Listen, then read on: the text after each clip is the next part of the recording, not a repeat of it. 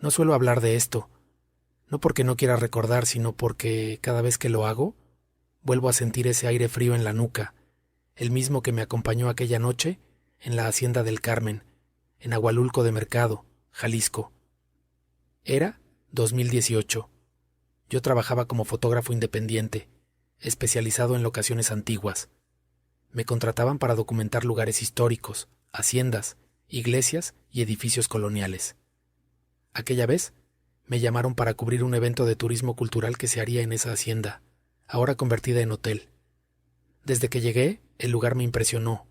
Era hermoso y al mismo tiempo inquietante. El aire olía a piedra vieja, a humedad y a tierra que lleva siglos respirando tragedias. La fachada era imponente, columnas de cantera, ventanales altos y un portón de madera tan grande que uno se sentía pequeño al pasar. La Hacienda del Carmen tiene más de 400 años. Me lo dijo el encargado cuando me recibió. Fue construida en 1568. Aquí hubo de todo, joven. Monjas, hacendados, esclavos, soldados y muertos, muchos muertos. Lo dijo con una sonrisa que no supe si era nerviosa o cómplice. El primer día fue tranquilo. Tomé fotografías de los jardines, los corredores con sus arcos, los cuartos que daban al patio central y la capilla que aún conserva un Cristo tallado en madera oscura, con los ojos tan reales que parecía mirarte. Los huéspedes iban y venían, la mayoría turistas extranjeros que buscaban vivir la experiencia colonial mexicana. Pero al caer la noche, el ambiente cambiaba. El viento pasaba por los pasillos como si susurrara nombres, y el eco de los pasos se multiplicaba, como si alguien más caminara detrás de ti. Yo me quedé a dormir en una de las habitaciones más antiguas, la número 7, justo frente a la capilla. El recepcionista me advirtió, en tono casual, que esa habitación tenía fama de rara. Dijo que algunos huéspedes se habían quejado de ruidos en la madrugada, o de sentir que alguien se sentaba en la cama. Me reí. He dormido en lugares más viejos y nunca me pasó nada, pero esa noche entendí que hay cosas que uno no debería tomar a la ligera. Eran las 2:47 de la madrugada, cuando me despertó un sonido seco, como si algo hubiera caído en el baño. Me levanté medio dormido, pensando que quizá el viento había tirado alguna botella. Pero cuando abrí la puerta, el espejo estaba empañado, como si alguien acabara de ducharse. No había agua en el suelo, ni el clima era tan húmedo como para eso. Me quedé mirando el espejo tratando de entender, y entonces noté algo. Sobre el vaho del cristal había una marca, una línea hecha con un dedo que formaba una palabra. Vuelve. Me quedé helado. La borré con la mano pensando que quizá era alguna mancha vieja. Pero al regresar a la cama, sentí el colchón hundirse del lado derecho. Giré lentamente la cabeza, y lo juro por lo más sagrado que tengo. Vi una figura sentada al borde de la cama, una silueta femenina, con el vestido blanco antiguo, encorvada, mirando hacia el suelo. No tenía rostro, solo una sombra más densa que la oscuridad misma. No grité, no pude. El aire se me fue del pecho. Quise moverme, pero el cuerpo no me respondía. Solo cuando la figura se levantó, deslizándose hacia la puerta, pude reaccionar. Se detuvo un instante antes de salir, giró apenas el rostro hacia mí, y escuché un susurro que venía desde todas partes. ¿Tú también puedes vernos? Corrí. Bajé las escaleras hasta el lobby, donde encontré al velador dormido frente a la televisión encendida. Lo desperté gritando: «¡Hay alguien en mi habitación!». El hombre, don Tadeo, me miró con los ojos entrecerrados y soltó un suspiro resignado. «Ah, la número 7», dijo. No es la primera vez que alguien baja con esa cara. Me contó que, según los registros viejos, esa habitación había sido parte del antiguo convento de monjas que existió ahí antes de que la hacienda se convirtiera en propiedad privada. Durante la Guerra Cristera, varias religiosas se ocultaron en esos cuartos, y muchas fueron ejecutadas dentro del recinto. Dicen que una de ellas, la hermana Carmen, de ahí el nombre de la hacienda, no quiso abandonar el lugar, y todavía no lo hace. No dormí el resto de la noche. A la mañana siguiente revisé las fotos de la sesión del día anterior. En 3 de ellas, las que tomé frente a la capilla, se veía una figura borrosa en el fondo, como una mujer de blanco con las manos entrelazadas. Lo raro es que en el momento de tomarlas no había nadie más ahí. Decidí quedarme una noche más, impulsado por una mezcla de curiosidad y miedo. Pedí una habitación distinta, pero el hotel estaba lleno. Me asignaron la misma, la número 7. Esa segunda noche fue peor. A las 3 de la madrugada, el televisor se encendió solo, mostrando una pantalla blanca. Del altavoz empezó a salir un murmullo, como si varias voces hablaran al mismo tiempo. Me acerqué para apagarlo, pero el control remoto no funcionaba. Entonces, de entre el ruido, escuché un canto. Era una voz femenina, suave, rezando un Ave María. Me erizó la piel. El sonido venía del pasillo. Abrí la puerta y la vi, la misma figura, caminando lentamente hacia la capilla. Esta vez la seguí, temblando, con la cámara en mano. Al llegar al umbral de la capilla, ella se detuvo frente al altar, se arrodilló y desapareció. Pero lo más espantoso no fue eso. En el mismo lugar donde se arrodilló, el suelo estaba húmedo. Cuando apunté la linterna vi que no era agua, era sangre, formando un pequeño charco que se filtraba entre las piedras. Corrí a buscar a don Tadeo. Él me escuchó sin sorpresa, como si ya lo esperara. Me llevó a una bodega detrás del lobby y sacó una caja de madera con documentos antiguos, amarillentos. Entre ellos había una carta escrita con pluma, fechada en 1927. Decía: «Yo, hermana Carmen del Santísimo, me niego a abandonar este lugar. Si he de morir, que sea aquí, donde serví al Señor. No temo a los hombres, temo al silencio que deja su ausencia». Don Tadeo me dijo que el ejército había ejecutado a varias monjas en el patio norte. Desde entonces, los huéspedes reportaban cantos, sombras y oraciones a medianoche. No todos los muertos descansan igual, joven. Algunos se quedan cuidando el lugar donde perdieron la fe. Decidí irme esa misma mañana. Pero antes de marcharme quise tomar una última foto de la capilla.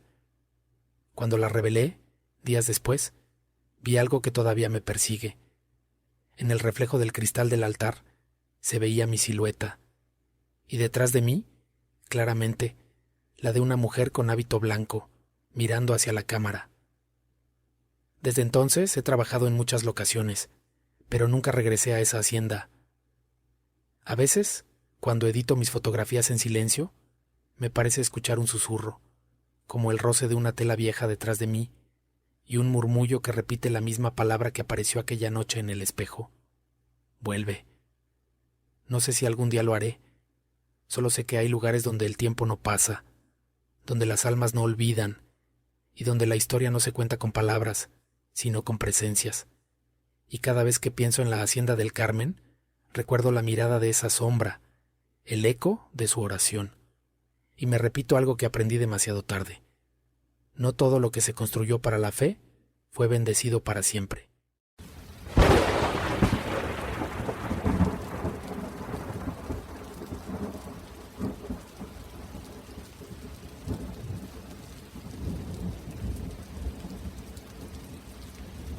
Hola, bienvenidos a Terror con el Profesor. Hoy los llevaré a un viaje oscuro por 3 de las haciendas más aterradoras de México. La Hacienda del Carmen en Jalisco, la ex Hacienda de Chautla en Puebla y la Hacienda San Alfonso Tultepec en Hidalgo. Historias reales de fantasmas, túneles secretos y presencias que nunca descansan. Prepárense, porque lo que van a escuchar podría cambiar para siempre la forma en que ven estos lugares históricos. Abran bien los oídos y acompáñenme, si se atreven.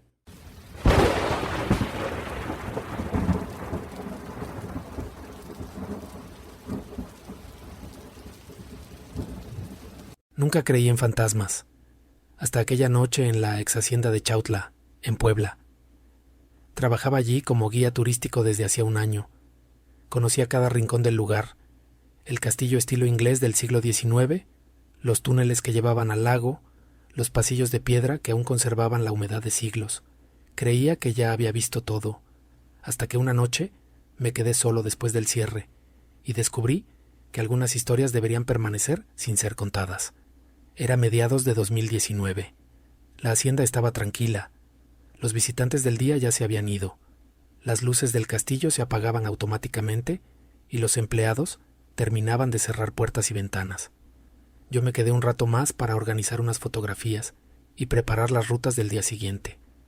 Nadie más estaba ahí, o al menos eso creía. Empecé a revisar las salas del castillo, la biblioteca con libros viejos y polvorientos, los pasillos con cuadros de antiguos hacendados que parecían mirarte. Todo estaba silencioso, demasiado silencioso. Solo el sonido de mis pasos resonaba en las paredes de piedra. Decidí salir al patio principal para revisar el lago. La bruma ya empezaba a formarse sobre el agua. El viento movía las ramas de los sauces y el reflejo del castillo en el lago se distorsionaba, como si alguien hubiera tirado una piedra. Me senté un momento en un banco de madera, tomando fotografías con mi cámara, tratando de capturar el reflejo. Fue entonces cuando escuché el primer ruido extraño, un golpe seco, como si alguien hubiera cerrado una puerta muy fuerte. Miré hacia el castillo. Estaba vacío. Respiré hondo y me dije a mí mismo que era el viento, que estaba cansado, que mi imaginación jugaba conmigo. Pero algo me decía que no era así. Caminé hacia la entrada principal del castillo para asegurarme de que todas las puertas estuvieran cerradas. En el corredor que llevaba a la planta alta sentí un escalofrío que me recorrió la espalda. No era frío normal. Era como si alguien me tocara apenas el hombro, pero cuando giré, no había nadie. Subí las escaleras lentamente, cada peldaño crujía bajo mi peso. Al llegar al segundo piso, pasé por la habitación que alguna vez se usó como dormitorio del hacendado principal. La puerta estaba entreabierta y, de pronto, escuché un susurro. Apenas un murmullo, pero era imposible no escucharlo. ¿Quién? Está ahí. Mi corazón comenzó a latir con fuerza. No había nadie más en el castillo. Tomé la linterna y avancé hacia la habitación. La luz iluminó la cama y un viejo escritorio, pero nada parecía fuera de lugar. Sin embargo, sobre el escritorio había un cuaderno abierto, que yo no recordaba haber visto antes. Me acerqué y leí algunas páginas. Estaban escritas con letra antigua, trazos finos, mencionando nombres de personas que habían trabajado en la hacienda hacía más de un siglo. Al final de una de las hojas había una frase que me heló la sangre. Quien venga aquí, después del atardecer será testigo de lo que no debe ver. La noche guarda lo que el día olvida. Intenté convencerme de que era una broma de alguien, pero entonces escuché pasos detrás de mí. No eran mis propios pasos. Giré la cabeza rápidamente, pero la habitación estaba vacía. Comencé a sentir que algo me observaba, algo que no podía ver, pero que sabía que estaba allí. Decidí bajar a la planta baja para salir al patio y respirar aire fresco. Al llegar al salón principal noté que las luces de la lámpara de araña parpadeaban. Un frío intenso llenó la habitación, y el aire olía a humedad mezclada con algo más. Algo antiguo, podrido, como si los siglos se concentraran en ese lugar. Fue cuando vi la primera aparición. Frente a la chimenea, una figura femenina comenzó a materializarse lentamente. Llevaba un vestido largo y antiguo, de encaje blanco amarillento. Su rostro estaba cubierto por un velo, y aún así podía sentir su mirada penetrante. El corazón me latía tan fuerte que pensé que podría desmayarme. Intenté hablar, pero no salió sonido alguno. La figura levantó una mano, señalando el lago a través de los ventanales. Sin pensarlo, salí corriendo hacia afuera, y mientras avanzaba por el patio, vi más figuras. Hombres y mujeres vestidos con ropa antigua, caminando lentamente entre los árboles y los muros de piedra. Algunos se detenían a observarme, otros simplemente desaparecían en la bruma. Llegué al borde del lago y por un momento todo parecía en calma. Pero entonces escuché un grito desgarrador que venía de los túneles que conducen al otro lado de la hacienda. Un frío intenso me envolvió, y mi cámara comenzó a fallar. Las luces de la pantalla parpadeaban, y las imágenes se llenaban de estática. Decidí entrar a uno de los túneles para ver qué pasaba, aunque cada paso que daba se sentía más pesado, como si el suelo quisiera retenerme. La linterna apenas iluminaba, pero alcancé a ver símbolos grabados en las paredes, cruces y nombres que parecían escritos con sangre antigua. Al llegar al final del túnel, la linterna se apagó. La oscuridad era absoluta, y el silencio, un silencio pesado que no se puede describir. Entonces, sentí un contacto frío en mi hombro. Me giré rápidamente y frente a mí estaba la figura femenina de antes, su velo levantado ahora, revelando un rostro demacrado, con ojos vacíos que parecían absorber toda la luz. Susurró: «No deberías estar aquí». Mi instinto me hizo correr hacia la salida. Corrí sin mirar atrás hasta que salí al patio y, finalmente, a la entrada principal del castillo. Allí, don Héctor, el encargado de mantenimiento, me esperaba, como si supiera que algo ocurriría. «Te estaba esperando», dijo. «Esta noche no eres el primero en verlos». Se quedó mirando hacia el castillo y bajó la voz. «Algunos nunca vuelven a subir las escaleras». Me explicó que la ex hacienda de Chautla fue construida en el siglo XVI y remodelada en el XIX. A lo largo de los años, trabajadores y visitantes habían reportado lamentos, figuras fantasmales y voces que recitaban oraciones. «Ellos nunca se fueron», dijo don Héctor.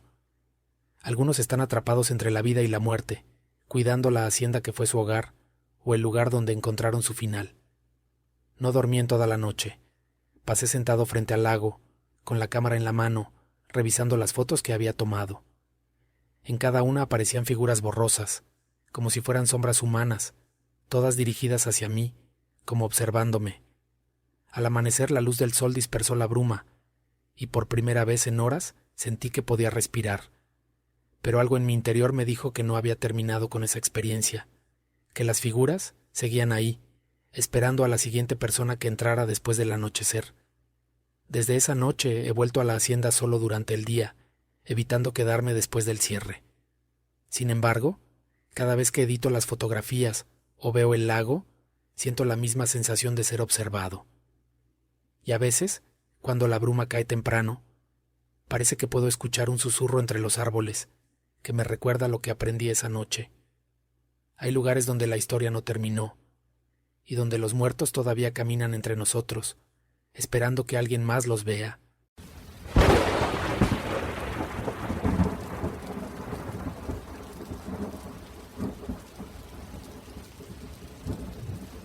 No sé por dónde empezar porque cada vez que pienso en lo que viví en la hacienda San Ildefonso Tultepec, en Hidalgo, siento un nudo en la garganta.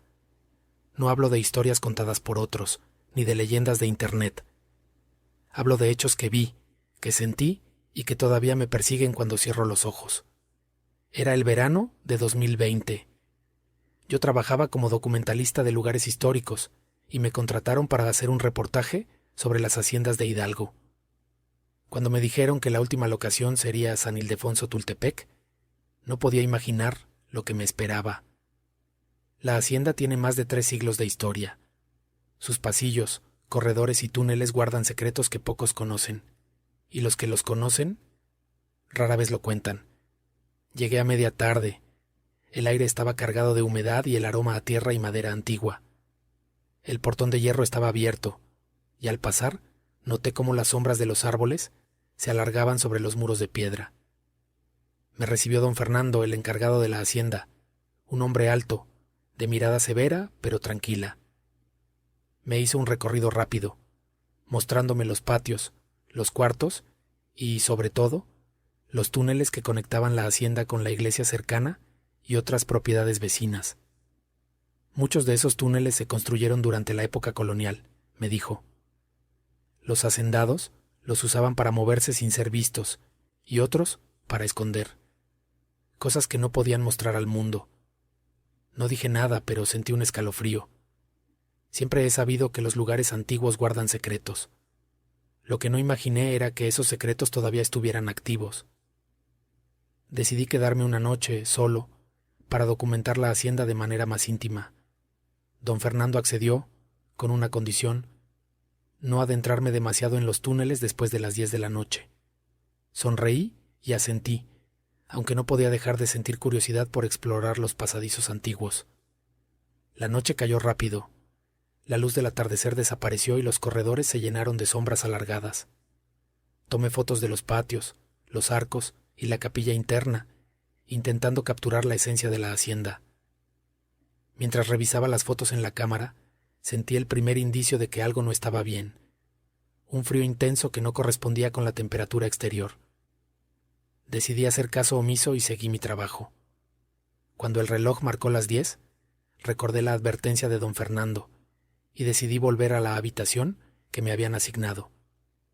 Era una de las más antiguas, con muebles de madera oscura y ventanas que daban al patio central. Al cerrar la puerta noté que el ambiente se sentía más pesado, como si el aire tuviera densidad propia. Fue entonces cuando escuché los pasos, primero suaves, luego más definidos, subiendo y bajando las escaleras de madera. No eran mis pasos. Intenté convencerme de que era algún animal, quizá un gato o un perro del exterior, pero la sonoridad era claramente humana. Me armé de valor y salí de la habitación. Caminé por el corredor principal y la linterna de mi cámara iluminó algo que me heló la sangre, una sombra que se movía en el extremo del pasillo.